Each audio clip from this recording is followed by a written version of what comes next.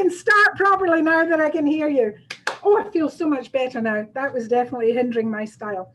Okay, so I'm going to read you a who's who list of top agents that I know are database driven. Jen Tran, Joe Diasana, Paige Martin, Oscar Hernandez, Michael Knowles, James Seelig, Kat Curtis, Catherine Van Zutphen, Alex McCauley, Binky Jacobs, Tao Wen, Callie McLaughlin, Mariam Hijazi, Michael Burrell, Semyon Sharetsky. These are all people who are in a state of database mastery, I would say, or well on their way. But I do just want to very quickly acknowledge that it's not absolutely the only way to have a business.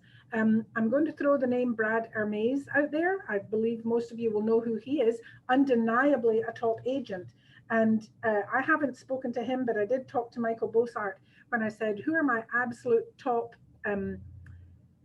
database people? And then I said, and who's succeeding without one? And he said, Brad Hermes. Now, what Brad Hermes has done is he's mastered networking. So he has a terrific business and his database is not well organized, but boy, is he an expert at networking. I am not an expert at networking. I'm good at it, but I don't really have connections to the right people to build the business that he has. So for me, it's all about database. All right, everybody on board so far? As a former teacher, forgive my tone. I did teach Yolanda's kids, so she knows what I'm talking about. I can get a bit teachery. So sorry about that, but I do think it's important when you take a class to have somewhat of an idea of where you're going. So what we're going to be doing is 5 points. What are we going to talk about? We're talking about databases. 1, why build one? 2, what info do I put in it? 3, how do I grow it? 4, how do I use it? And 5, where do I find the things that you send to your database? Okay, all right, very quickly, any questions on what we're going to cover today? Okay, what we're not going to cover is which database to use. There are lots available out there. There's Buffini, there's Command, there's eEdge, there's Boomtown. If anyone else is loving the database they're using, pop that in the chat room for other agents to see. And I'm not going to teach a class on how to use the Command database because you all have plenty of opportunities and access to Gabby, and that's her specialty. I am knuckling my way through it at the moment as I'm transferring a lot of what I used to do in eEdge over to Command. So we're not going to be covering that, but we're definitely going to be talking about the why, the what, the hows, and then the wheres. Okay, no questions? All right. So why build one? Well, every realtor has a choice.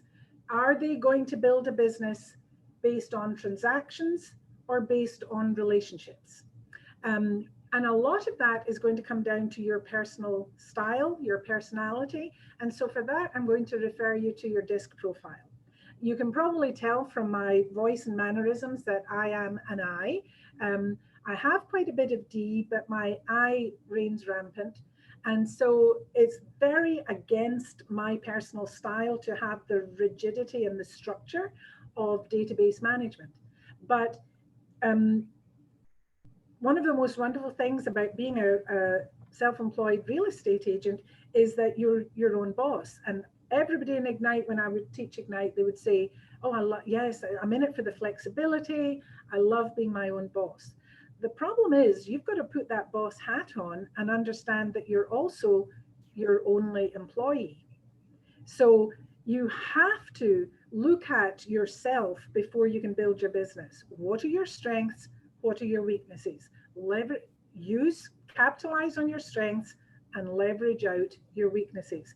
So I realized after 2 years as an excitable floppy jellyfish that I needed somebody with more of a spine as my assistant. And so I have hired in turn 3 young ladies who have all been SC personalities because they compensate for my ID. Because really, to be a successful business owner, you need to be able to be proficient in all D, I, S, and C. So if you're the kind of person who is heavily SC, or even if you've got too much D, you're not going to be as interested in building relationships. You're going to build a business based on transactions. Do you still need a data management system? Yes, you do.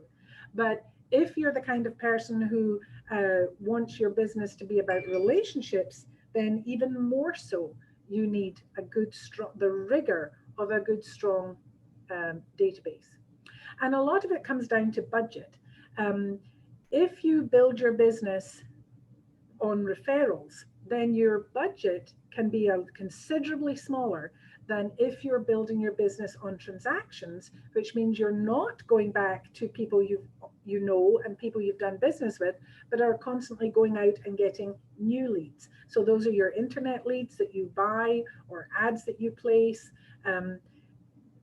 getting into so those farming, we all know the supermarket trolley ad, those kinds of going out to find people that you don't know and have no relationship with, but going out and trying to find them in order to do a transaction with them, that takes a higher marketing budget. Some people have that. That's fine. There's no right or wrong. It's just, what is your style?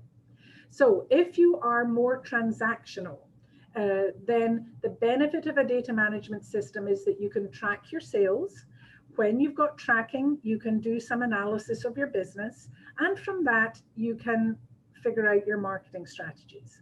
So it doesn't matter where you fall on the DISC profile, there is value to you in having a data management system. If you're a relationship person, as I am, then the advantage is that it does also allows you to track sales, run business analysis, figure out your marketing strategies. But, and I put it in bold, the biggest benefit is it helps you generate referrals to grow your business. And at a smaller budget than going out and placing advertising to find or buying leads. We've all had those hey, I can sell you leads phone calls. And some of them are $250 a month plus. I've never bought a lead, and I've capped every year other than my first year. So my branding is this little cartoon. I have a friend who's a graphic artist, and so she's created this little Kate. Sadly, I wish it was anatomically true to size, but it's not. This is an example of what I send out to my sphere, to my database every month. I send out a little piece every month. This one was for rodeo month. Let me lasso you all a homestead, steer your friends my way. Super punny, super corny, super in keeping with my style of communication. Okay, so any questions about why you should bother to build a database?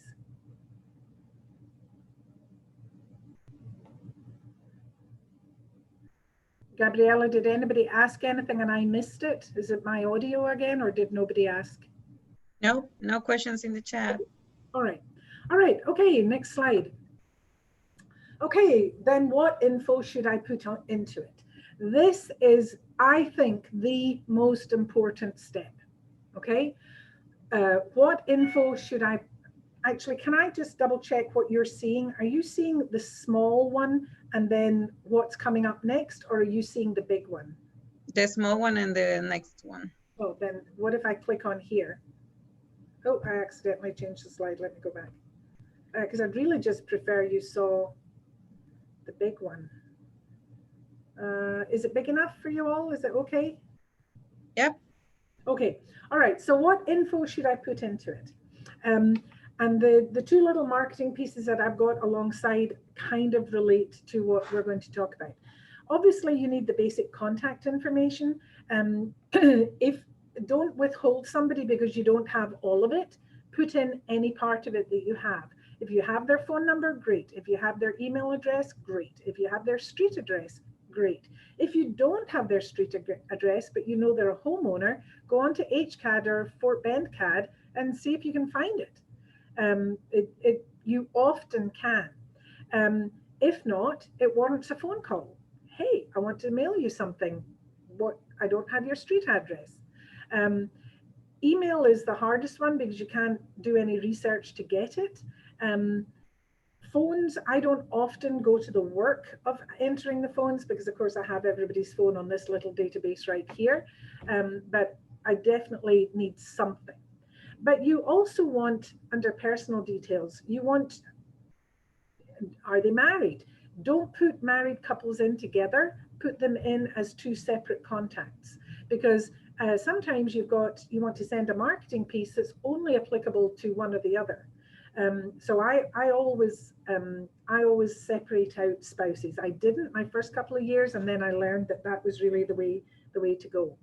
I put in, if they have children, I put in the names of the kids, because when I was a new realtor, year 1 and year 2, I could have told you immediately the names of my friends' kids, and I had 7 sales and 8 leases my first year. I could have told you from memory the names and the approximate ages of all of my clients' kids.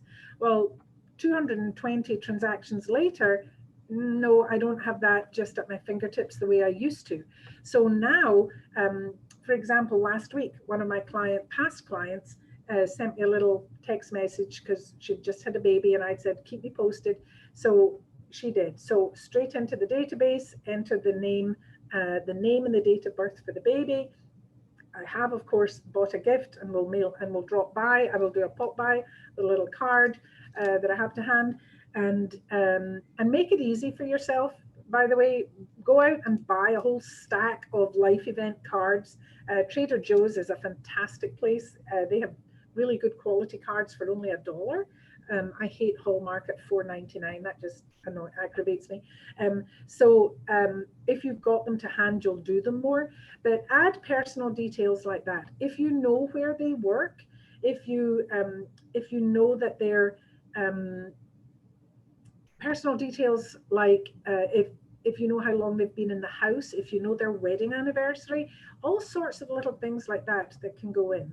When you've done business with them, those personal details will also include the transaction history dates.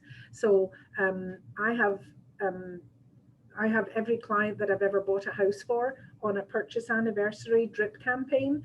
And so obviously I have to enter that information too. So as many personal, a database is like a hungry animal. It will take as much food as you can give it. And the benefit of a good database is that then you can go back, and as long as you've fed it, you can get something back out. But if you don't put information in, you can't get information out. Social groups, make notes of what they're in, what they enjoy doing. Are they a tennis player? Are they a craft beer drinker? Where do they live? Are they in a particular community like the Heights or Cinco Ranch in Riverstone? There are a lot of sort of geo-market things that you can tag people by. In eEdge, I put people into groups, and anybody in my database will be in at least one group, but probably in 4 or 5. And in Command, they're called tags. You can create custom tags. So this is social groups and special interests for sure. So I have one that's young mums. I have one that's dog lovers, hence why I had this little marketing piece one year. Let's celebrate the last dog days of summer, come to a yappy hour, and I had treats for the dogs and water bottles for the people, and asked them to bring a donation for Bark, the animal rescue center. And so I didn't send that to the people that I've got in the group called cat lovers. Why would one of my cat lovers want a marketing piece that says, let's celebrate the last dog days of summer? But my dog lover clients loved it. And that's how specifically you can touch people. Remember the terminology for when you have any contact with a client is a touch, and the Keller Williams method is 36 touches a year.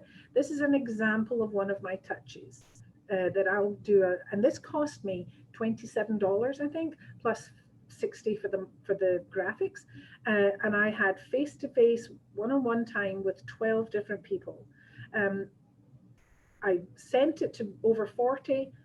I had 12 come, and then I emailed the results to the same 40 again. That's a lot of touches for $75, $80. So I'm very budget conscious. And when you create events like this, you know, don't lead with expense, lead with revenue, you know.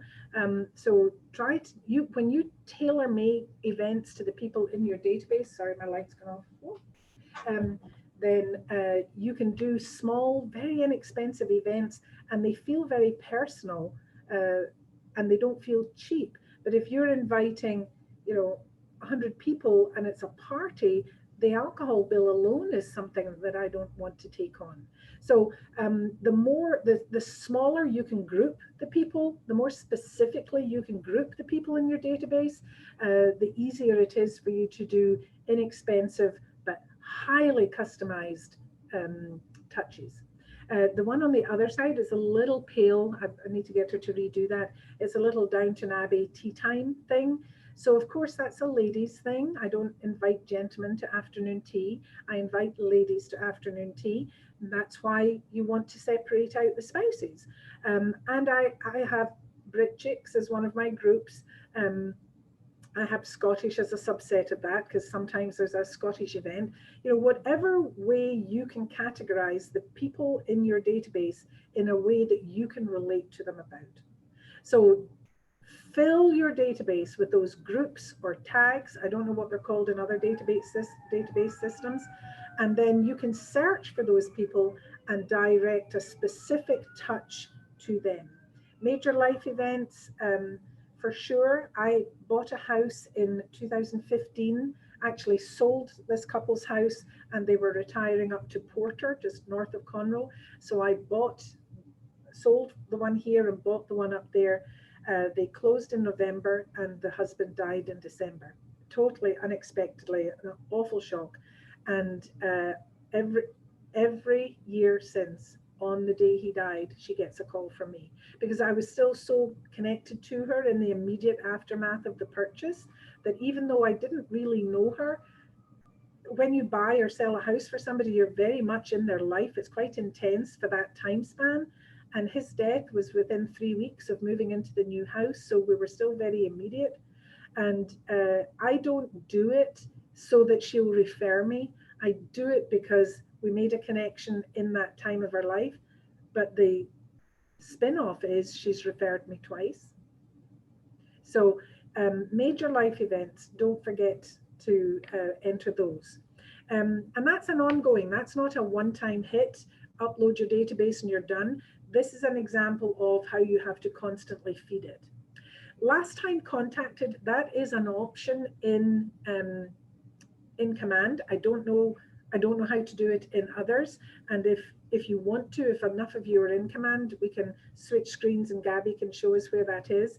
But last time contacted is a really useful tool for me because I'm not as diligent. I have the theory of how often to talk to people, but business gets in the way and I drop the ball. You know, heaven forbid I might ever take a day off. And so every now and again, I'll just go into my database and I'll sort by last time contacted, and it puts the longest ago at the top. And you think, oh my God, yes, it is. It's been months since I spoke to that person. Everybody in my database gets the monthly cartoon, so at least they're getting something. That's a drip campaign. It's so important to have those. But last time contacted, that's a phone call, that's a text. Hey, I'm going to be in your neighborhood next week. Fancy a coffee? Something like that. So last time contacted is a really important piece of information to be constantly putting into your database. And of course, your sales history. And then the absolute winner, referrals given. Referrals given. I have a separate tag for people who have referred me. And I don't care if the business closed or not. If they referred me, they're going into that group. And whenever I do a client appreciation event of any kind, when I've got my, if I did pies, I didn't do them this year for Thanksgiving, or I usually do an ice cream social in May, which I didn't do this year either because of COVID. But anyone who's referred me is permanently invited to those events. And that's a really important piece of information to track. Okay, that's the end of that slide. Any questions?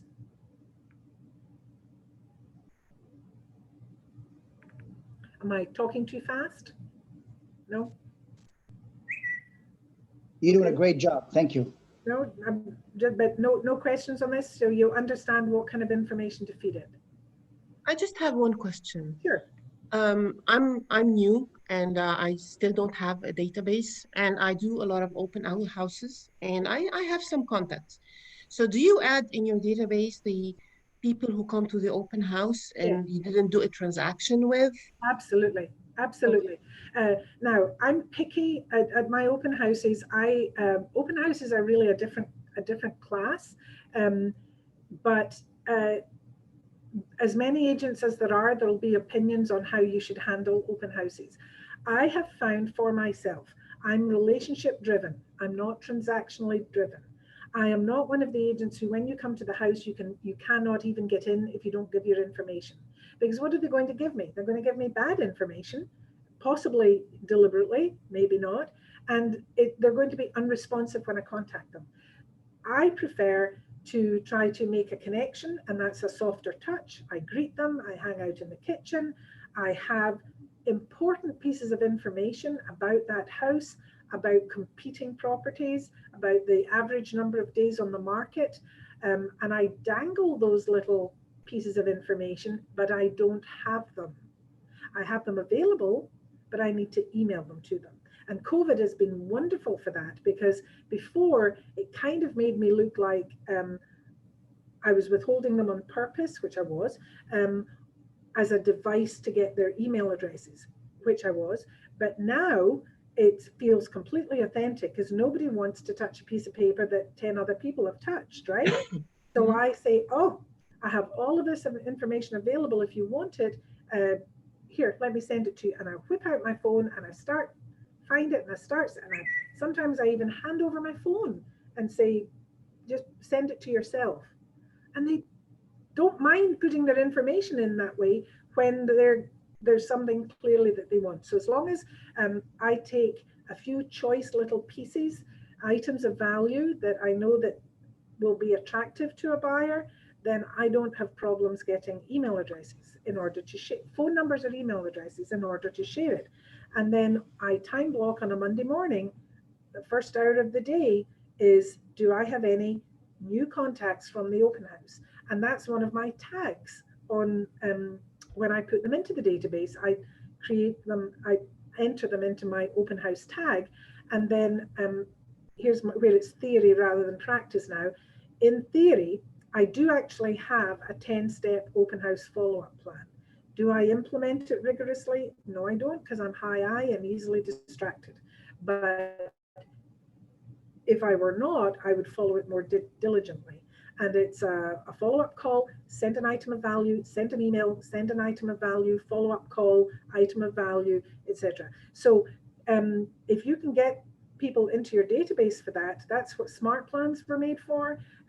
You can also set up a specific campaign or do reminders to do this in any other data management system. And yeah, absolutely, those people should be going into your database. Your database is not historical. People I knew once and might see again. Your database is a living, breathing organism that if you feed it, will feed you back. So get as many names in it as possible. And I'm just going to stop momentarily and have everybody pull out their phone. And I've done this a few times in class, and it shocks people. Pull up your phone, and if you're an iPhone person, then I know exactly where to go. I don't know where you go with Androids, but you go to your contacts. You don't really need to see that, and scroll all the way down to the bottom. All the way down to the bottom. Androids, I'm sorry, I can't help you. But if you are I'm not in groups. I don't want groups. I want individual. If you scroll all the way down to the bottom of your contact list, it will tell you how many contacts you've got. I've got 1,279 contacts. Some of them are businesses, some of them are landlines that I can't text, some of them is my doctor's office, you know. So they're not all going to transfer into people that could be in a database, but more than half are. So, you know, when people say, oh, I don't have a database or I don't know anybody, pull up your phone and have a look and see how many people you actually know. That's a great source of people to put in your database. So Millie, do you have an iPhone? Yeah. Okay, pull it out right now and go to your contacts and scroll all the way down to the bottom and see what your number is. Actually, it used to be at the bottom. It looks as if It is at the bottom. it is on the bottom. Yeah. Okay, so what's your number? 955. Okay, so next time we talk, you'll have 600 people in command, right? Yeah. Because I mean that's what it is. You know them. You know these. I can't find my number now. That's weird. Mine has disappeared. Anyway, okay. All right. Any other questions? Thank you.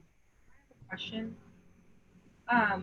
Are you doing these sorts of events every single month or on a quarterly basis? How are you deciding, who you're targeting? Okay, so my little cartoons that you see, I do one of those, I would say probably 9 times a year. I wish I could hit it once a month, but it's partly me and partly the girl who does the designs. So I would say that they're getting that contact as a minimum once a month. I have historically done 2 client events, one in November, and then I like to have one in the spring. The type of event is open to some variation. For the last 3 years, I didn't want to do the pies that everybody else did, and I'm a big believer in supporting local businesses.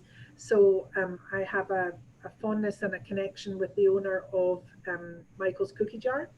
So I arranged it with him. I sent out the graphics in advance, set out the invitations, and I set up a spot in his shop and did a pop-in that people came to me instead of me driving by. The ice cream social I hosted in my own house. I have had, I'm not into big budget, I'm into very small budget. However, I had a decade birthday last year and was decided the only way to handle that was to face it in style with sequins. So I had a Sparkle On event, and it started off as a personal invitation, but I realized that when you build a business the way I have done, which so many of the other top agents in our office has done, which is building it on referrals, then your clients become friends and your friends are the source of your clients. And so the 2 groups really had become quite merged. And I realized as I was wrestling with, do I invite 60 people or do I invite 90 people? How much it felt vanity to throw a party for 90 people. It felt vanity to throw yourself an expensive party.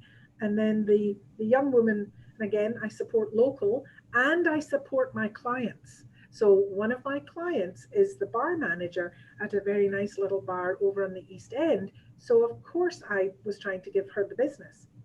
And she said, well, who all is on your list? And, I started explaining, and she said, well, how many of them have you done business with? And Chuck, the coach in the office, said the same. He said, it sounds like you're inviting a client list to me. And invite 90 people. And now instead of it being my birthday, it's a client appreciation event for my birthday. But it was a client appreciation event. And I was able to I could legitimately justify to an IRS auditor that it was a business expense. But it was my 60th birthday. What can I tell you? So will I do that every year? No, that was a $3,000 event that I don't normally spend that. My marketing budget is much smaller. Now, how often do I do it? I was doing the afternoon teas once a quarter, three times a year, not 4. But of course, COVID has stopped that. The Yappy Hour thing I did for 2 years in a row, but we struggled with which month to do it because the heat was so bad that we struggled with that. No, I wouldn't say that I do things once a month.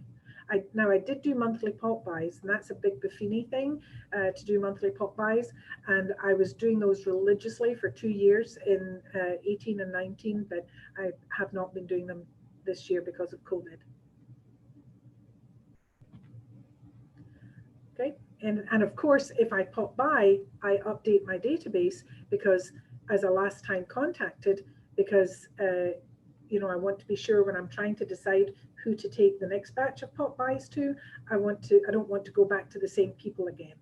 You know, I want to spread that love. Okay, does everybody know what a pop buy is? Or is that jargon? Can you- I don't know what it is actually.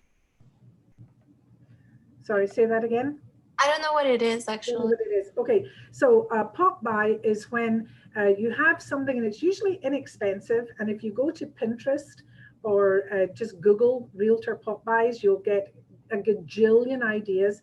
The dollar store makes millions every year from realtors doing pop buys. So the idea is to make it something small, it's something seasonal, and you put on a funny little tagline and you have your contact information. And the purpose of it is just, it's a touch. So when you touch your database, you stay top of mind.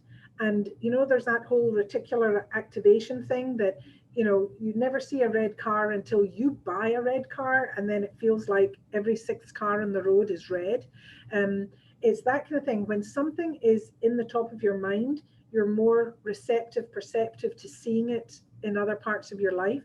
So when you as a realtor do a little pop by and say, remember me, within the odds are so high that within a short period of time, they'll meet someone who's having a real estate conversation and you are now top of mind. So it's like a little poke.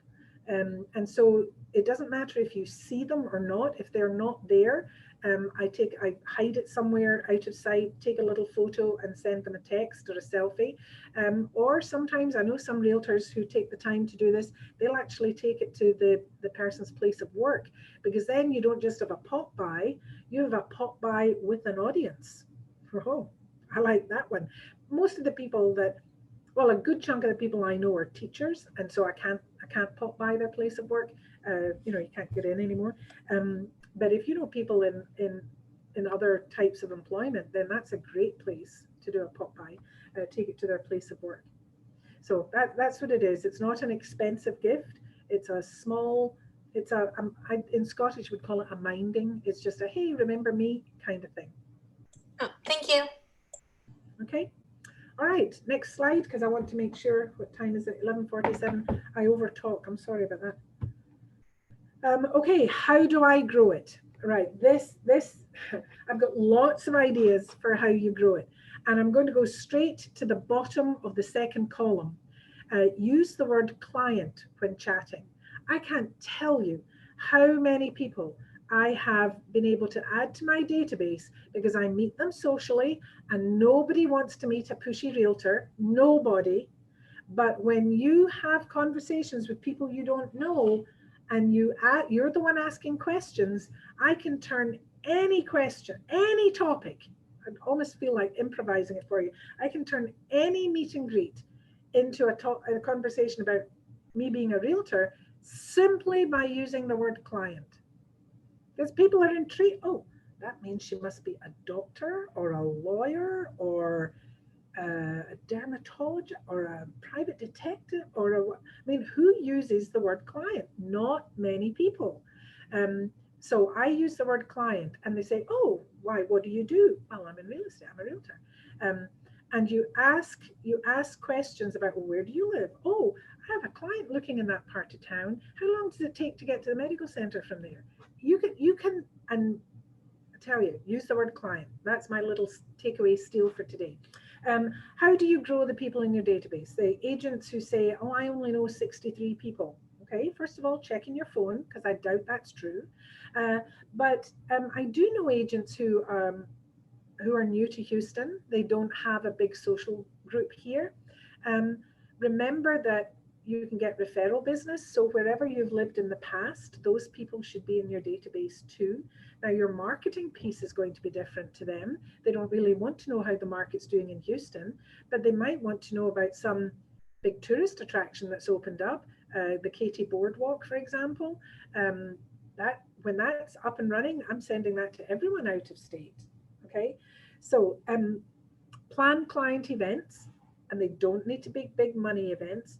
Join organizations, and when you join, volunteer to be on a committee, and use your, whenever I join a new organization, I don't give my personal email, I use my business email. And so it's subliminal, it's subtle. Nobody wants to meet a pushy realtor, but you're getting that Keller Williams logo at the bottom of your emails. It's a touch every time. Call the people you know and ask for a piece of their contact information that's missing. I've got a challenge for you at the end that's going to have you do exactly that. Be the expert. Now, I'm an expert in 3 areas, and some of that comes from my social media presence, where I try to be proactively, visibly present, but you can't be active and present in too many categories. So I would say try to find kind of 3 areas of expertise, and then talk to your database about that. And hopefully there's overlap in what you're interested in and what they're interested in. So for myself, I'm definitely the queen of coffee. I have people who live out in Katy call me and say, hey, we're coming inside the loop. Tell me about that new coffee shop you posted about the other day. So they know that I have a real interest in really good quality kind of artisanal coffee, to sound snobby and pretentious. I'm also a craft beer. So those are my 2 little hooks there. But I'm also an expert about real estate. And so I do make real estate posts too. And I can send people in my database information about being a homeowner, about property taxes, about some basic seasonal home maintenance items. And I can have as deep and extensive a list of vendor referrals as possible. So when I make sure that my database knows that, then they will come to me for that question. And then whenever you have that conversation, when they're coming to you asking you a question because you're the expert, that's an opportunity for you to grow your database, because they have a neighbor who needs the same one. Or I don't know the person, I turn it back on them and make them be the expert. You know, hey, you said your neighbor was getting their AC done. Do you mind if I call them and ask them if they would recommend that? I'm looking to build a strong list of Katy vendors. And when you're not saying, hey, can I have your friend's name so that I can market to them in case they ever want to sell or buy a house? It's a much better conversation to be having. But anything that you can do to establish yourself as an expert gives you conversations, and when you have conversations, you can grow your database. Do open houses, add those people. Join charities and causes. Now, do it sincerely. Let the referral business and the database growth come naturally. Don't join it and say, I want to be secretary so that I get the roster with everyone's email, and then send them all your mailing, your marketing piece. You know, that's not, you've got to do it with integrity, but it is a good way to meet other people who are like-minded. And it's that, I can't think of the noun, when you're symbiotic, when you've got something in common, then again, that, you know, the coffee thing, it seems like such a small thing, but I have a coffee, an interest in really good quality coffee, but I'm interested in it being ethically sourced. There's a place on the Heights called Second Cup that's very much about social activism. So when I'm there and I'm promoting their business and I'm supporting their business, and I'm doing it with integrity because I mean it, I can also at the same time have the conversations about, well, what do I do? And well, would you mind if I could reserve that table so that I can have 6 of my clients for a coffee? Oh, clients, what do you do? I'd love to add it, you know, can I add you to my database? Can I do this? When you share a common cause, that's a very strong connection, and then it is easier to get people into your database. Wear a name badge. I know it's corny and it's classy. Jim Shelton will swear in front of a judge on an open Bible that he gets business by wearing his name badge. I have not had business wearing my name badge, but I have had business by, I picked up a new contact when I was at the doctor's office the other day, and I was waiting for my prescription. And so he said, oh, it'll be about 15 minutes. And I said, oh, that's a little touch and go. I've got to be in Montrose at 4 to meet a client. And so the man waiting next to me turned and said, that sounds interesting.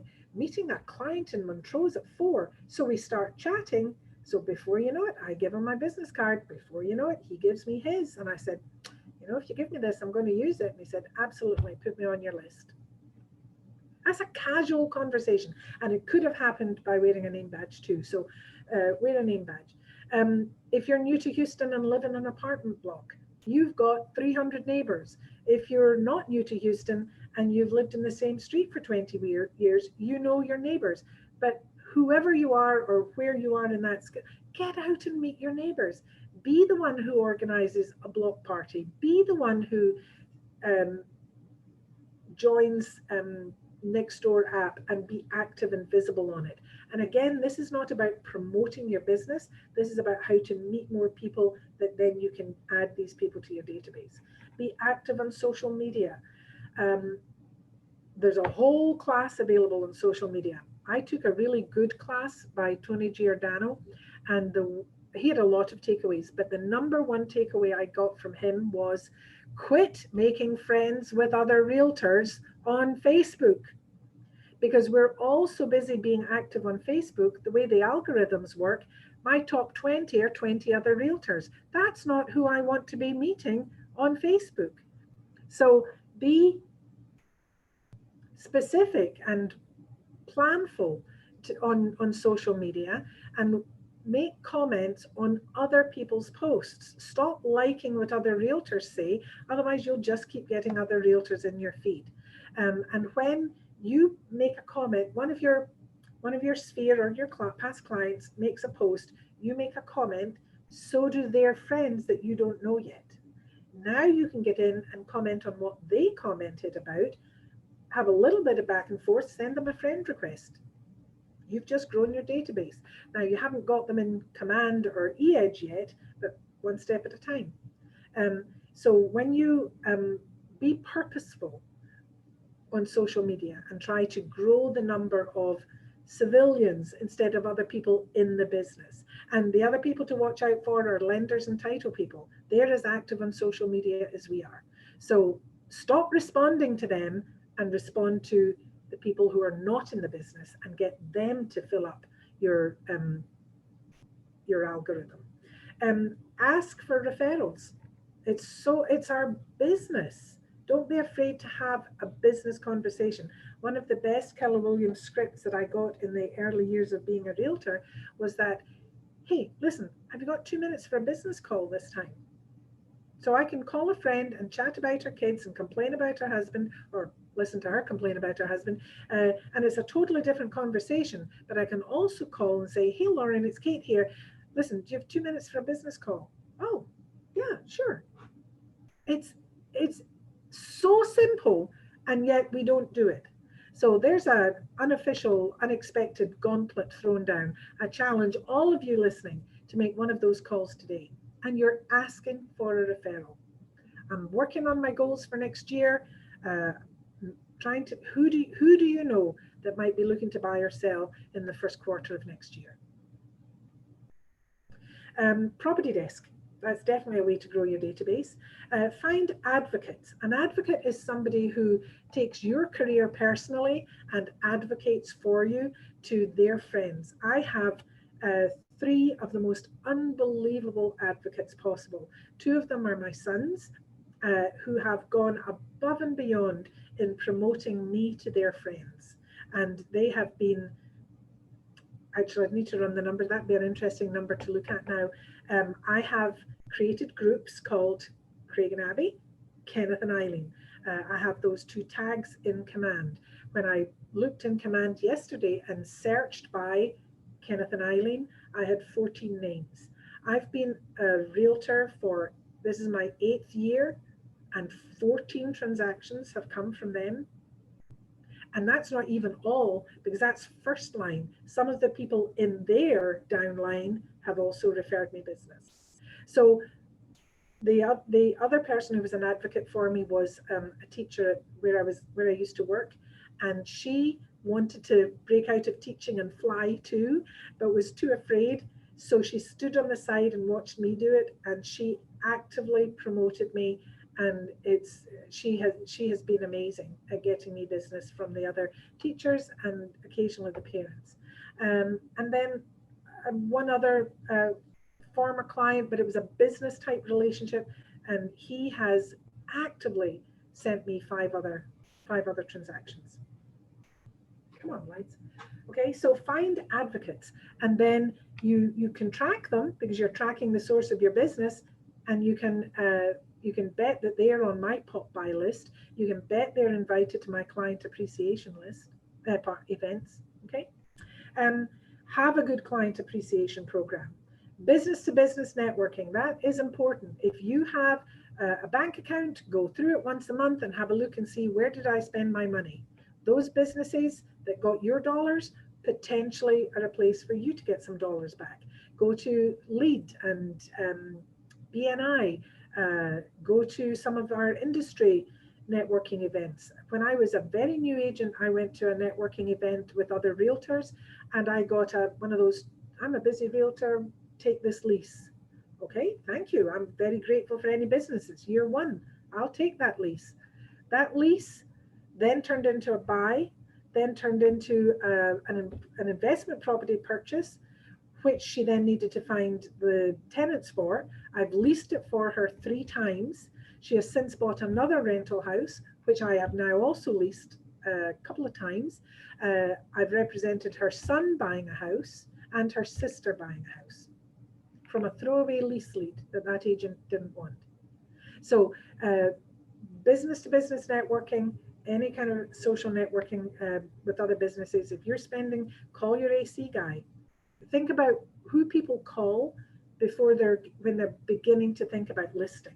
They're calling painters and decorators, maybe calling roofers, maybe calling yard guys, AC guys for sure, plumbers. You know, if you have your house looked after by people with those trades, talk to them about their clients, refer them, and then ask them to refer you back.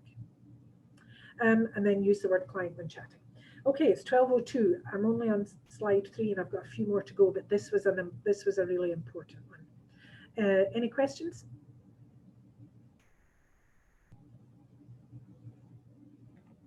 Okay.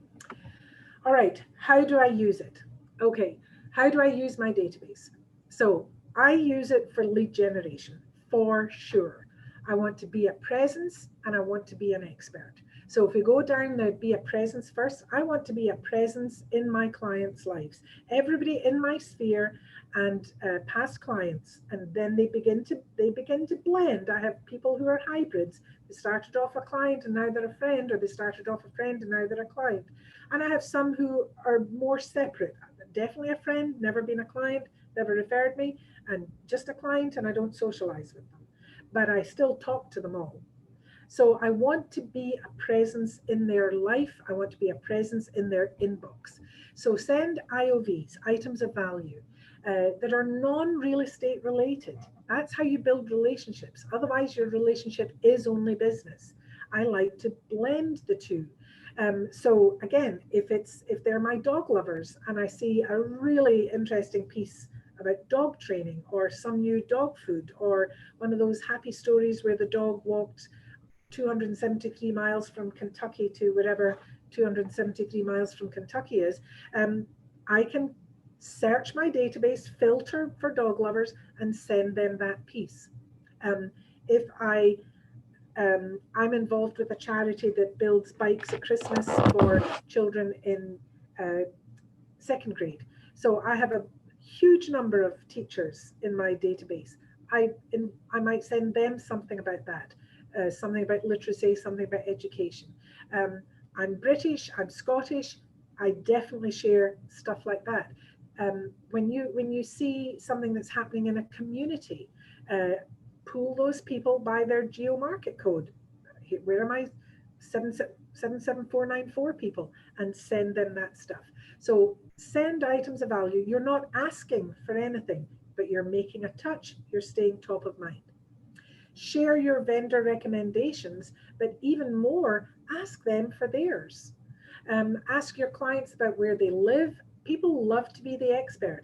I have been showing a house in Seven Lakes and called a former client who lives in Seven Lakes and said to him, okay, at 7 a.m. in the morning, how long is it taking you to get to Highway 6? I'm with a client. We're trying to decide if this commute will work for them.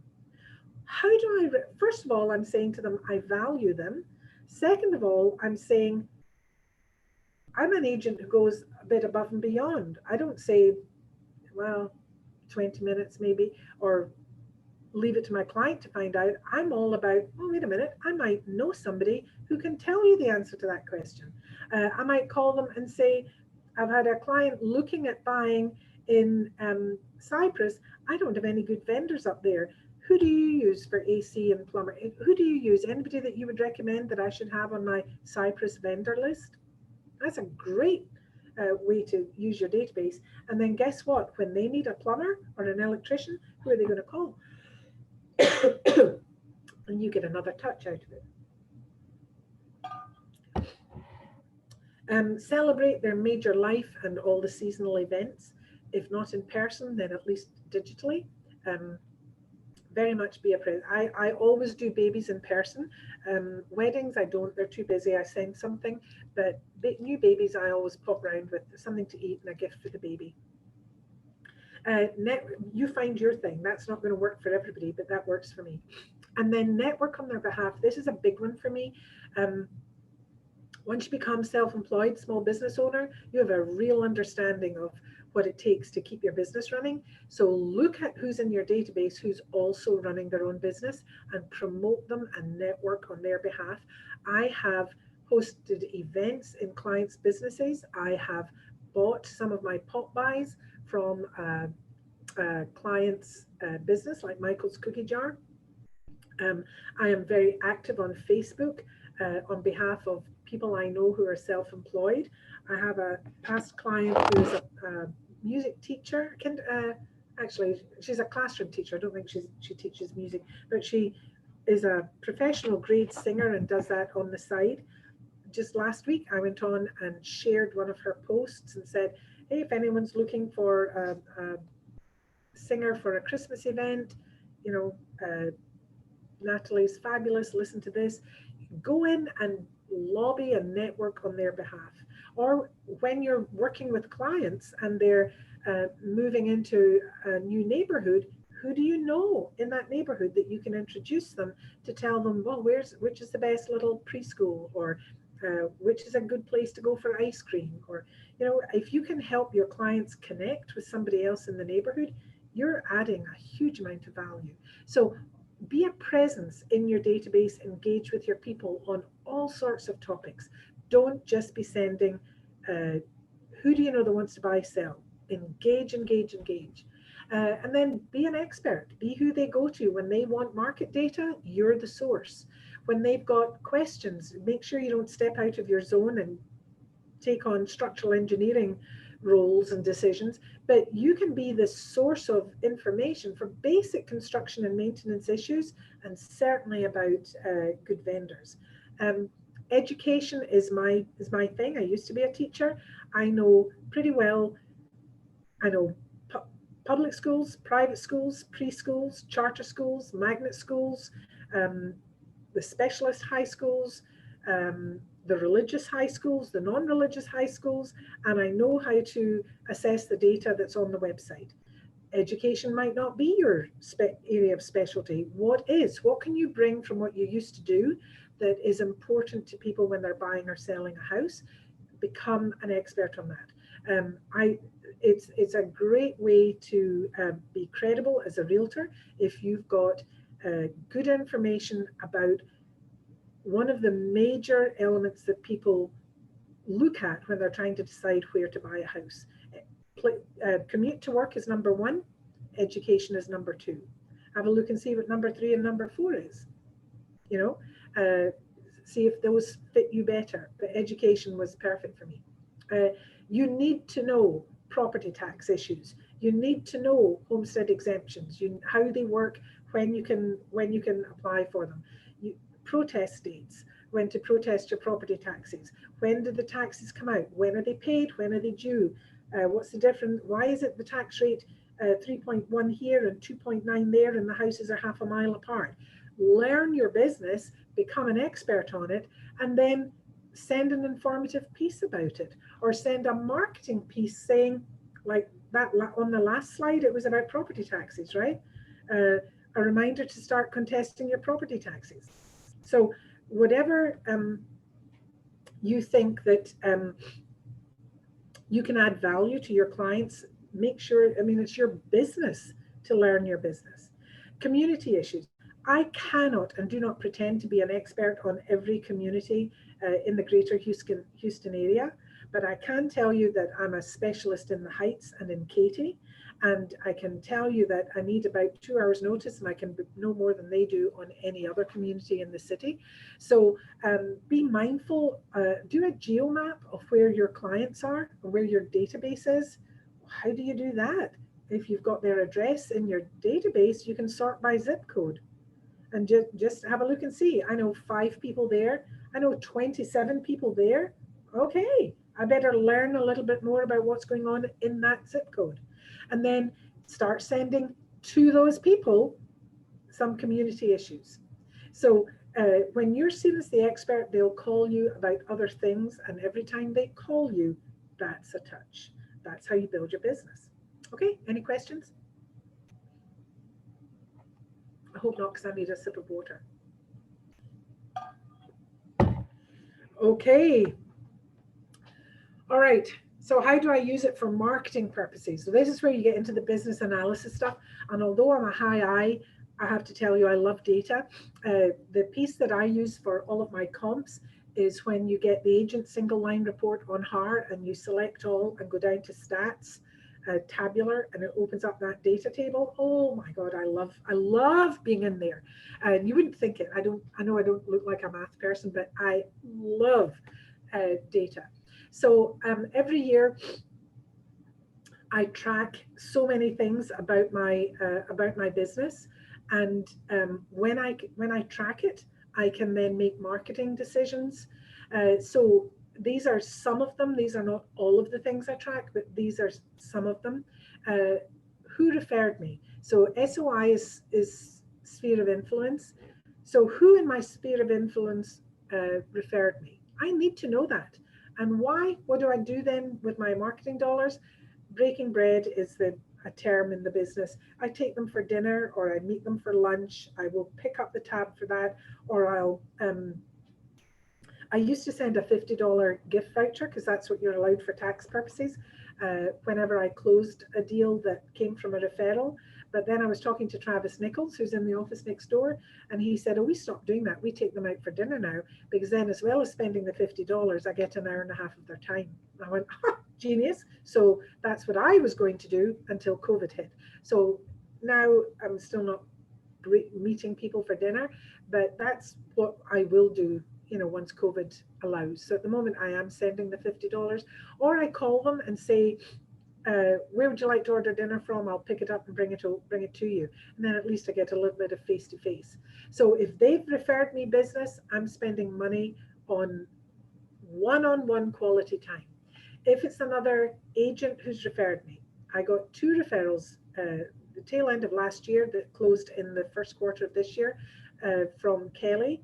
I don't know how they picked me. I have no idea how they picked me. But that definitely made me realize I need to put some time and effort and possibly money into Kelly. And I definitely need to spend the money on going to family reunion. And we need to look at other industry networking events. Now, if you've never had an agent referral, don't spend $1 there, or see that 0 as a challenge and think, I'm going to start spending some money there and see if I can get it to produce any business. Repeat clients. These are for people who have not necessarily referred me, but they've done business with me more than once. I'm going to give them face-to-face time, and I'm going to celebrate their special day. dates. I've just spent $47 on a baby gift for a past client who has referred me. So that to me is a repeat, well, it's a referred me, but it's also, you know what I'm saying, repeat clients. Tenants with potential. I find very few realtors track this. I will take leases. I don't actively seek a lease under $1,500. If it's referred to me, I will do it. But I actively will go after leases at 1,500 and above, especially if it's over 2,000, because a tenant at 2,000 this year can be a buyer anytime. There's a reason they're renting, and it's not that they don't have the money. So I tag them as tenants with, I do their tenancy, I get them in, and then I tag them as tenants with potential. And they are people that I'm very, very focused on with drip campaigns and doing my pop buys. And I've had several success stories with that. I rented out a house in year one. I had the landlord. The tenant moved in. I was a brand new agent. I had very few people in my database. So I added the tenant. Spoke to her a couple of times. Turned out we had some commonalities. I exploited those. We became not friends who socialized, because she's my kid's age, but she was new to Houston, didn't really know a lot of other people. So bit by bit, I stayed in touch with her. 4 years it took before she was ready to buy. 4 years, that's a lot of drip campaigning. But 4 years, she spent $565,000 on a house. And this year she referred me to her parents-in-law, who spent just about the same, $530,000. So I got $1 million worth of business from a tenant with potential. So don't forget to pay attention. And then when the deal is closed, I don't care if you have the landlord or the tenant, when the deal is closed, all restrictions are off. If I've had the landlord, I'll make friends with the tenant. Even though another agent brought the tenant, I'll make friends with that tenant, and I'll try and be the one getting their purchase business. Open houses, I track what business I close from open houses. 2015 was a really good year for me. I did 5 closings from open houses, and it was 2.3 million.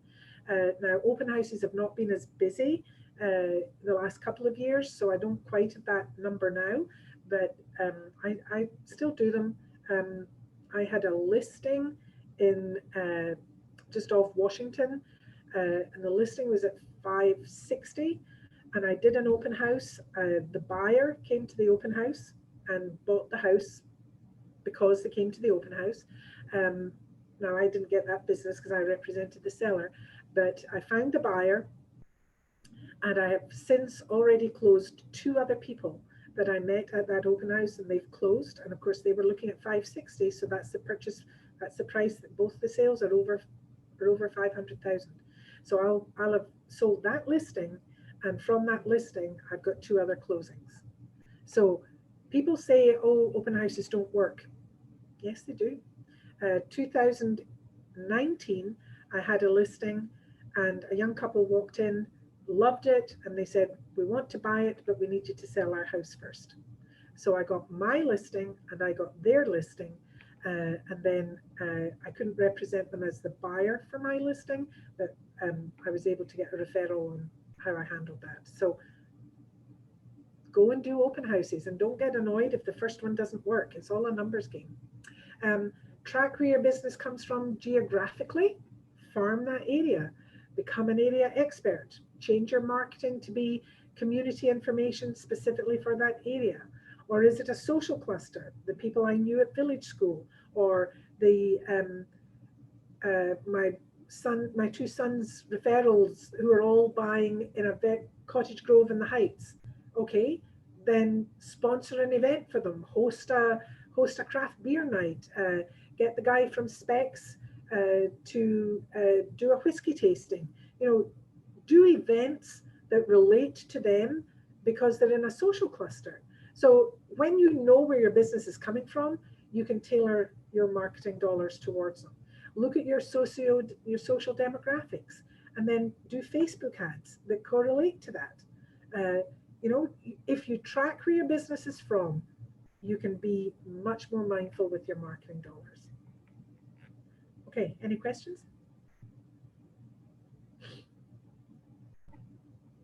Does that make sense? I lost the volume again or stunned you all into silence? We're still here. Okay, where do I find things to send? Where do I get my ideas of things to send? This was a really good exercise. This took me an hour last night as I tried to really think about where do I, because I am a creative, quick thinking, inventive person, and I don't know how to give that to you, you know? So a lot of what I do comes out of my head, you know. But then I thought, okay, so you have the idea's in your head, but then where do you go to for the stuff? And that was when I finally thought, yeah, okay, this is where magazines. So American Lifestyle, I'm going to hold it up here. American Lifestyle is an industry style magazine that you can send out. It's a minimum of 50 copies and it works out about $3 a copy. And you get it branded to you on the front, branded to you on the back, and branded to you on the inside. So I send out 57 of these and it goes out, I think, 7 or 8 times a year. Now, I did not do that in year one. That was an expense I did not want to take on, but I'm comfortable with it now. And it's the kind of magazine that lays around for a while. So it gets good coffee table coverage. And I use it to generate. So first of all, I'm sending an item of value, but then I'm making a phone call. And so I have the 57 people on a checklist and I start at the top. And in a quarter, I have to have called all 57 people. Do I hit that number without fail every quarter? No. But do I have a new assistant who's tracking that for me and holding me accountable for it? Yes. So watch this space. Martha Stewart is a good magazine because it's all home related and it's fairly classic, but there's a whole lot of other, you could insert a dozen different magazine titles in there. Houstonia magazine, if you don't know that one, get yourself a Houstonia magazine. Sorry. Houstonia magazine is really inexpensive. I believe it's around $3. And they will do mail outs. Now, they won't customize it to you as beautifully as this is. They just do the standard kind of black text on white sticky label. So it doesn't look fantastic, but it is what is current in Houston. It's fantastic. I get it and I have sent it as a closing gift, and the clients who get it for the year as a closing gift have loved it. So definitely have a look at Houstonia magazine. Any kind of special interest publications, if your interest is motorbikes, fishing, camping, Boy Scouts, sewing, you know, whatever you're, and remember, I'm not talking necessarily about industry, I'm talking about like any kind of lifestyle thing. If you have tags and groups in your database for people who share that interest in common, even if you have to fake it, I'm telling you now, I hate cats, and I'm sorry for anyone in here who's a cat lover. I am not. I am a polar opposite of a cat lover. I'm a dog lover, and I have a dog lover group, but I have a cat lover group, and I don't send them stuff that's, oh, I hate cats, but I do send them stuff that, you know how there's a lot of funny memes and cartoons and all sorts of things about how cats are snooty and cats own their owners and stuff like that. So I'll send that slightly kind of caustic cat stuff because they know I don't like cats. They know I'm a dog lover. So I'm not going to be insincere and send, you know, cat lover monthly pinup thing because I don't like that. But I will send them something that's funny about cats. So even if it's not your interest, you can still leverage it. So any kind of special interest publication, use those as a source of articles. Normally you can find it online and send it electronically. I have had some fantastic times where I've been reading a magazine, those airport magazines, I see something when I'm on the plane, I rip it right out. And when I get home, I mail it. I'm big into physically mailing things because people will overlook things in their inbox, but nobody ever gets a hand addressed stamped envelope and doesn't open it. I get 100% open rate when I send a handwritten note. So there's all sorts of things available to you in magazines. Online, as many websites, retail websites, other kind of websites. I put Grommet. Grommet's a quirky one that I found one year, and I signed up now. I sign up now. I get their. It's not. I don't think I get the daily push in my inbox. It might be weekly, but they have all sorts of those things that you can buy in the Sky Mall magazines. They're on Grommet. Those. Oh, I never knew I needed that until I just saw it here, and now I realize I can't live without it. So I'll send those kinds of things to hand-selected people that I know will respond well to that kind of thing. So whenever you're just living your life and come across things, those are the kind of things that you can share if you know things about the people in your database. News and weather stations. So whenever we're in flood season, when we're in hurricane season, whenever there's a major news event, I do have a political viewpoint, but I keep it fairly low key. I don't lead with that because I have clients who are pretty far right and pretty far left, and I can work with both of them and want to be able to work with both of them. Weather is for everybody, and I'm British. Heck, that's a national pastime to talk about the weather. So for sure, and that also falls into the be an expert, hurricane preparation, flood zones, that spills over into that. HARTAR and NAR, absolutely, there's valuable things on their websites, realtor.com. HBJ is Houston Business Journal. This is a really good one for me because it's a way that I can communicate with some of the businessmen in my group who really don't want a cute cat cartoon or an article about child rearing. So I like to make sure I've got more masculine topics too, and not to be sexist, because I know a lot of career women and I send it to them too, but I sometimes struggle with what to send those. Well, the C men, I'm great with C clients. You wouldn't think that I am, but I am. And it's because I can talk to them in their language. I'll find something in Houston Business Journal and be able to share that with them. And of course, data from HAR and TAR. They like that kind of stuff. Industry websites, your industry, their industry, you can find stuff there. If what you're looking for is geo-market stuff, the ISD websites, I don't care if they've got kids or if they've not got kids, or if their kids are all grown and they're empty nesters. The performance of the ISDs affects their property price. How the school district is doing is of importance to every homeowner. So there's Spring Branch has an event for realtors every year, and I have gone every year now for 3 years, and I learned something really useful about Spring Branch. Upper Kirby has a business development area. Katie as a Chamber of Commerce, Sugarland as a Chamber of Commerce. Any of these geo-market areas, the Nextdoor app, that's a great source of information. And then Facebook groups. There's Memorial Information Trading, there's Brits in Texas, there's Cinco Ranch community stuff. There's so many different groups on Facebook that are to do with where you live. So that's where I find items of value that I then, some of them I'll post on social media for everybody, and some of them I'll use it as a touch to reach out to the people in my database for whom that's relevant information. And then of course you're looking for people with that have things in common, church newsletters. If some of your database is from your church, that's a great place. If it's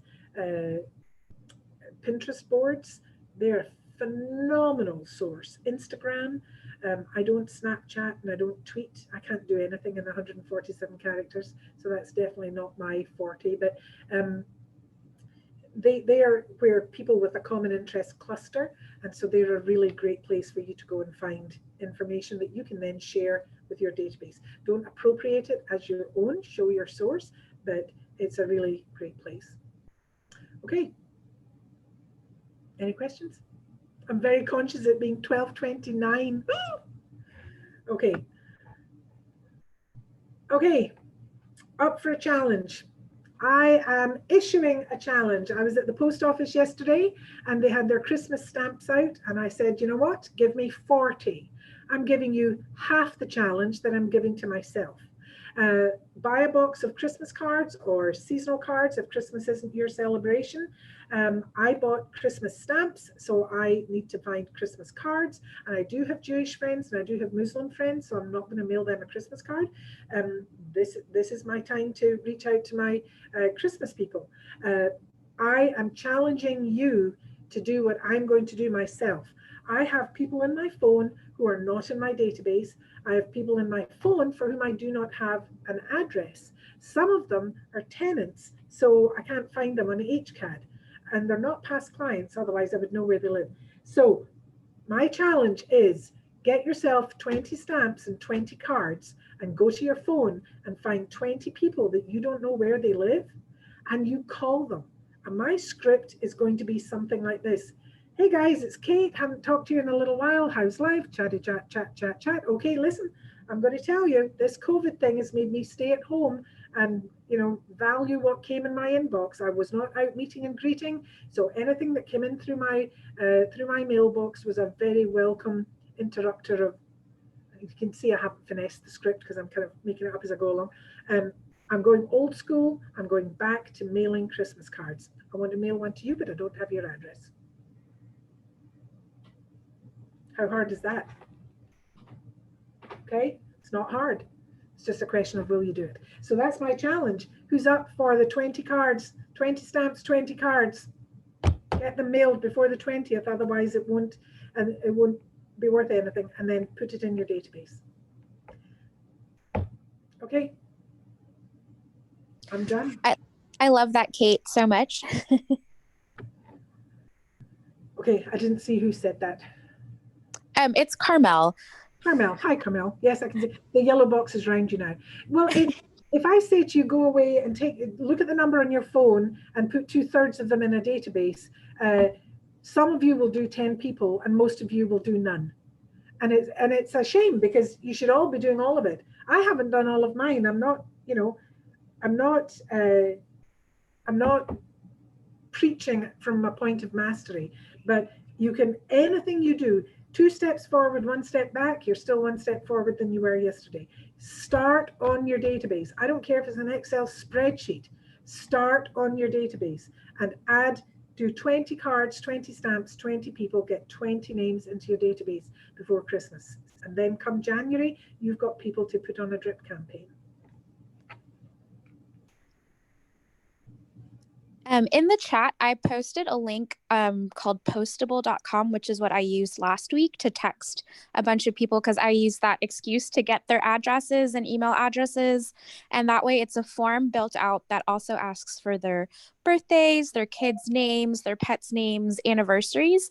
And so I was able to get about 70 contacts information that way. So how many people did it was you just to? I probably sent that out to probably like 80 or 90. So I got a good response because I was like, hey guys, I'm, you know, kind of similar to what you said. I just feel like we've gone through a lot this year and I want to send a little bit of Christmas cheer. And I'm sending out Christmas cards. So would love to send one to you. And got a really good response that way. That's good. That's good. Anyone else got any ideas, suggestions for the group, how you've grown your database? Oh, sorry, Keith. I have a question for Andre, if you don't mind. Sure. Yeah, Andre, she mentioned earlier that she used to use Buffini and she came back to Command. Why is that? I'm using Command. I'm trying to go to Buffini. Why did she leave Buffini and come back to Command? Well, the CRM in Buffini is great, but it does not have all the things that Command offers. So it's a complement. Right now, I'm kind of using both because I like everything from Buffini, but I like some things for Command. Like, for example, Command, you can send things to your social media, straightforward to social media, do campaigns, things like that, that you cannot do it on a CRM. Yes. And Buffini is more simple. I like the way it is. You can organize it. But I think I can organize myself in Command and just continue using Command, so it's free. So are you using both now? Because I couldn't find newsletters in Command that I wanted to send to my clients. So that gave me a problem. Exactly. So the we used thing to have those newsletters in EH, but I couldn't see them in Command. Correct. Command, the way Command is set up, and I have not fully jumped over to Command because the way the smart plans work is that they set themselves up as a template, but they don't provide the material. So for example, the purchase anniversary, you can set up a purchase anniversary in Command, but it's empty. It's 4 tasks, once a year for 4 years. Call these people. But in eEdge, they actually have a little marketing piece that says happy purchase anniversary, and it mailed. So I touch it once and it sends that out for 7 years. Now, will Command get there? Maybe. Could you create 4 marketing pieces yourself for say, I'm going to send everybody the same one for year 1, everybody a different one for year 2? Yes, you could do that. It's longer. And then the only way for it to work in Command is that you get the reminder and then you have to send it. In eEdge, I set it up and I never touch it again. And I get texts and emails from people saying, oh, thanks for remembering. I can't believe it's been 7 years. And I think, I didn't remember, but I set you up in the campaign, so I get all the credit for it. So Command is not doing everything that every other database does. There is no one database that will do everything. Buffini does a lot of it, but it charges you $150 a month for it. So you've got so many different options, and you just have to choose what works for what time do I have, what budget do I have, do I want things to be personalized? I'm very bad for that. I handicap myself a little because it's so important to me. Like what Carmel said about sending out that form, that was totally right for Carmel. That's totally not right for me. I don't want my clients getting what is clearly a mass form. That's not to say there's anything wrong with it. It's style and preference. And I would rather sit and write, I think I sent 20 or 24 Thanksgiving cards, and I would rather write them myself than even use that handwrite. There's a send out cards thing that you can do, and they write it in a script, but when you get it and open it, you know it was printed, not handwritten. So I'm very particular about that. It's not right or wrong. Some would say it's wrong because it's inefficient with time, but for me, it's really important to be, it's important to be highly personal. For other people, it's a different value judgment, and it's not right or it's not wrong. So Carmel, that was not a criticism of your decision in any way. Thanks, Kate. Any other questions? Carmel, could you please share the form that you create? That's a nice idea, just to ask for everybody's information. Yeah, sure. And I texted these people individually. So it was a direct thing, but I can give you the one that what mine looks like. I'll type that in chat. Thank you, appreciate it. I can post my email here. Thank you for sharing that, Carmel. And that would be a really acceptable compromise to me. If I had created a form that was texting it individually, absolutely. So shout out to you for that. That was good. Anybody else? Yeah, so sorry, Kate. So if you use Command, how do you now find the newsletters that you send monthly, or what are they? Where do you find that? I don't send out a monthly newsletter. I send my little cartoons. If I have anybody left on a monthly newsletter, it's because they're still in eEdge. But there are a lot of monthly newsletters that you subscribe to within the industry. And other people in the real estate transaction, lenders, for example, a lot of them have a monthly newsletter, and all you need to do is contact that person and say, can I co-brand with you? And they get your database and you get access to theirs. That can be quite an effective way. But there are a lot of people, if you Googled real estate newsletters, you would find a lot of options. Some are free, some are not. Will it make sense, or will it be legal to copy information from Acid Rain, for example? Because I see their blogs. Okay, so then send that to your customers. I'm going to be a teacher on you and say, quote your source. If you're not Okay. passing it off as your own, don't take somebody else's work, cut off their logo and slap on your own. That's unethical. No. I'm not talking about cutting off their logo, giving reference to them that this is from such and such. Then send it to your clients, not cutting them off. Absolutely. Okay. Thank you very much. Is there anybody here who literally has not even put somebody in an Excel spreadsheet, is just working on, I know people and sometimes I've worked with some of them, but I don't actually talk to anybody in a regular way? And if so, what is it that stops you from starting? Is it not knowing what to send? Because, you know, we all of us here have access to Market Leader, which is eEdge, and there are drip campaigns there. Open houses, how many of you are doing open houses? Have you got an open house follow-up plan? It took me to year 7 to create one, and my open house follow-up plan is a 10-step plan, and they're a mixture of phone calls, emails, and items of value. And the items of value are as customized as I can manage with my workload. And if I get busier and busier, I'm going to have to standardize those so that an assistant can send them out. But at the moment, they're quite customized depending on what conversations I had in the house with them.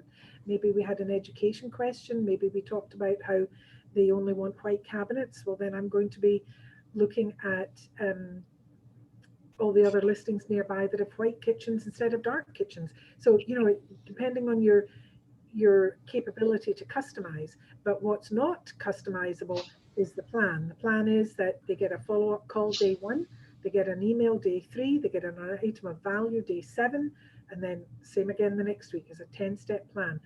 Keller Williams runs all the numbers on everything, and they say it takes 8 follow-ups to convert a lead into from cold to warm.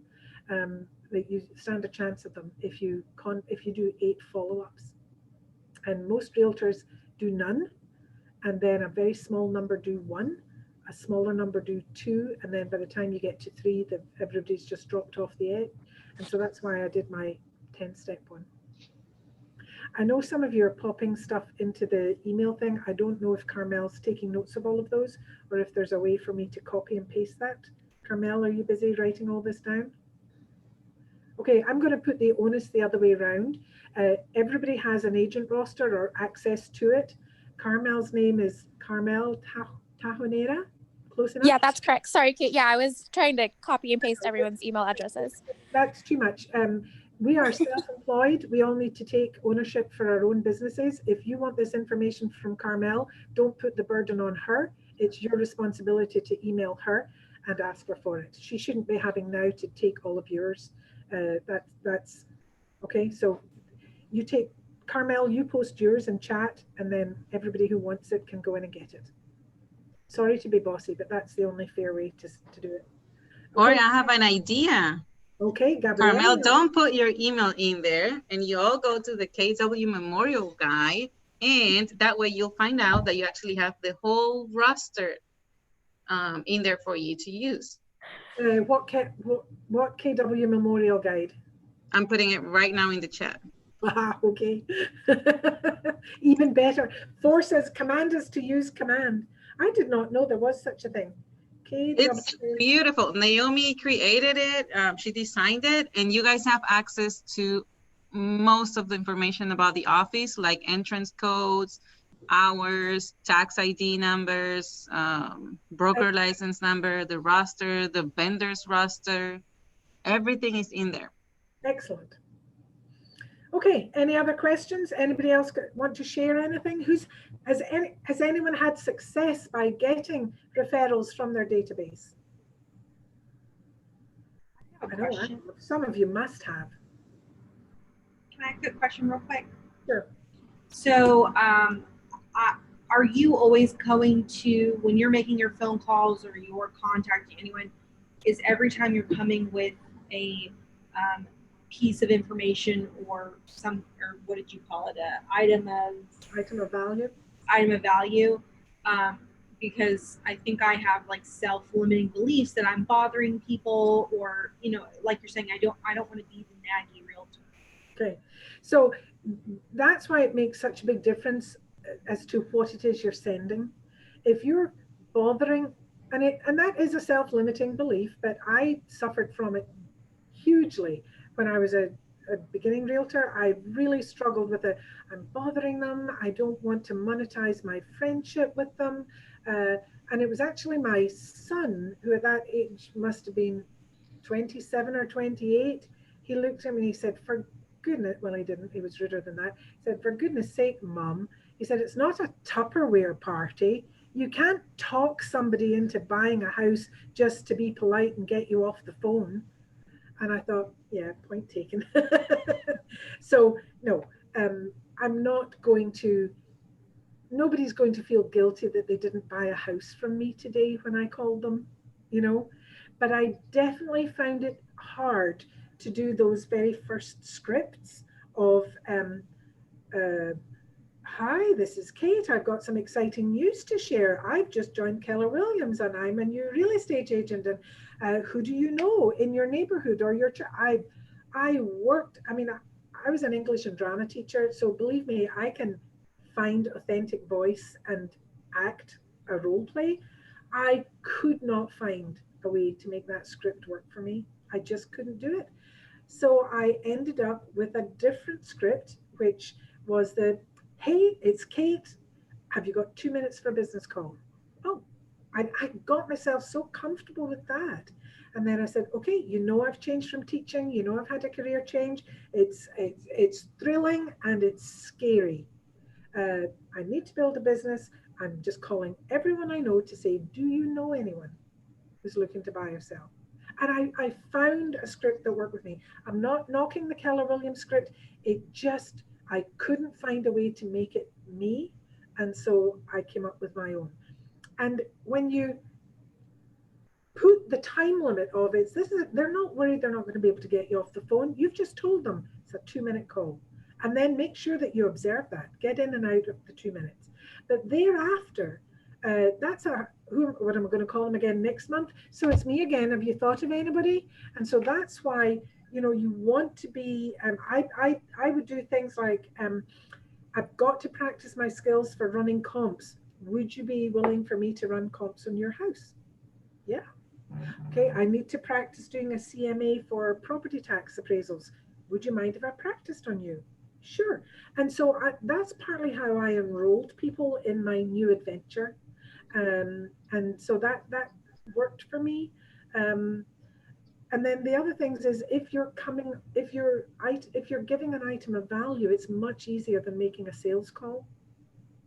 So, you know, hey, one of the best things you can do are these market insights. I used to like using the one on HAR before they changed to 2 years ago, where you say, okay, I know you live in Nottingham Country. As a homeowner, would it be of value for you to know whenever anything lists and sells in your neighborhood? Oh, yes, it would. I'd be happy to set up that custom search for you and you'll get those notifications. Now, I don't do auction pending and pending. I just do listing and sold. No, I think I do listing, auction and sold. I don't do the difference between pending and, you know, when it goes pending. And that's a very welcome thing. People want that. Another thing is you can go onto HCAD and check, have they got their homestead exemption? You'd be shocked how many people bought a house and then didn't file homestead. And so that's a valuable call. Your call is giving them several $1,000s. Who doesn't want that call? You know, if you're calling and asking for their help, that's a different thing. That's why I kind of came up with let me call my database to ask them, who would you recommend as an electrician for your part of town? You know I'm a realtor now. Hey, Kate, it's Kate. Do you have 2 minutes for a call? Yes, I do. Well, listen, you know I'm a realtor now, right? Yes, we do. Okay, well, listen, I kind of know what I'm doing with vendors and Katie, because you know I lived there for so long, but it turns out that I've got some potential clients in Cyprus, and I don't know anybody there except you. Have you got any home technicians, any tradesmen that you could recommend that I could start building up that vendor list for my clients?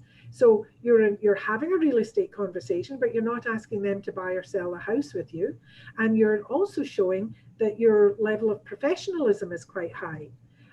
So you're putting yourself in a good light, and then at the end, I use humor because that's my thing. You can use sincerity if it's your. I mean, whatever is you. But for me, I'm a flippin' witty so and so.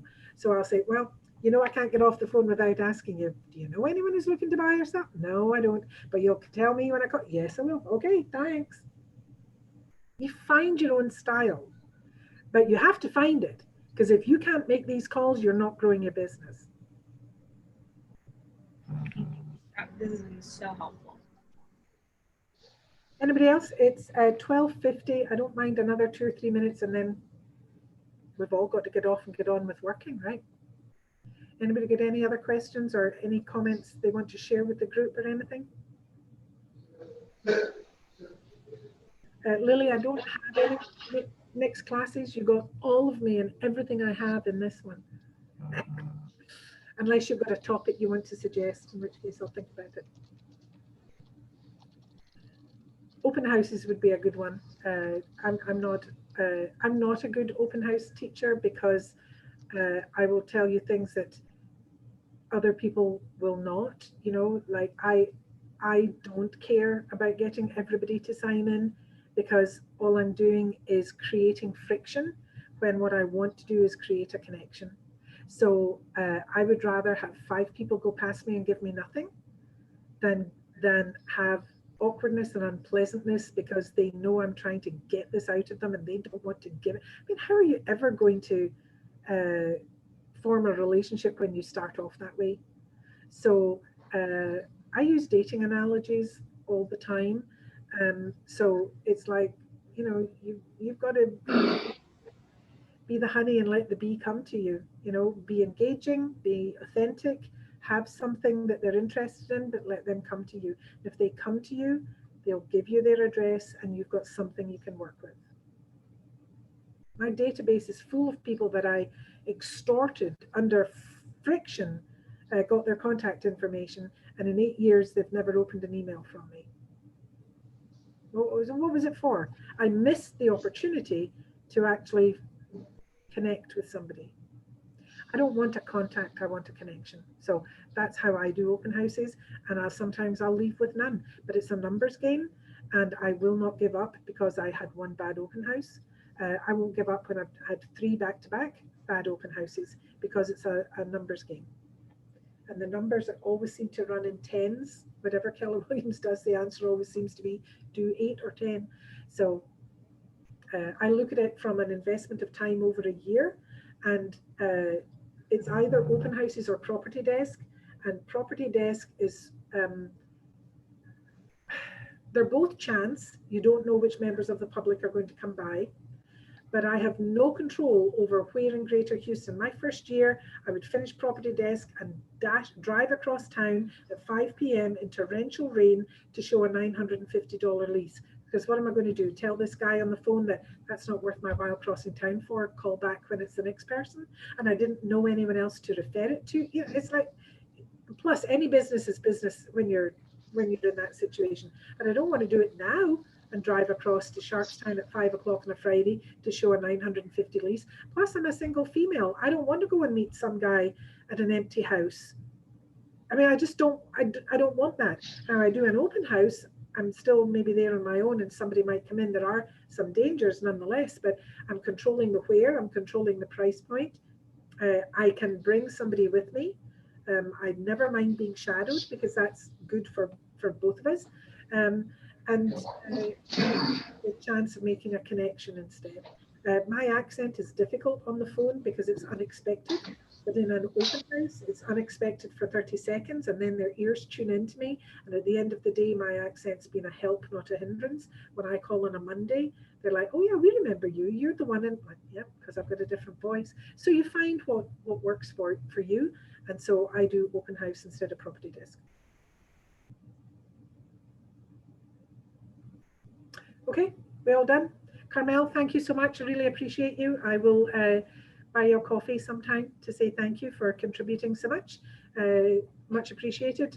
Gabby, thank you so much for being my behind the scenes. And Carlos Martinez, I'm not even going to speak to you because you and I were going to have lunch together and we never got around to doing it.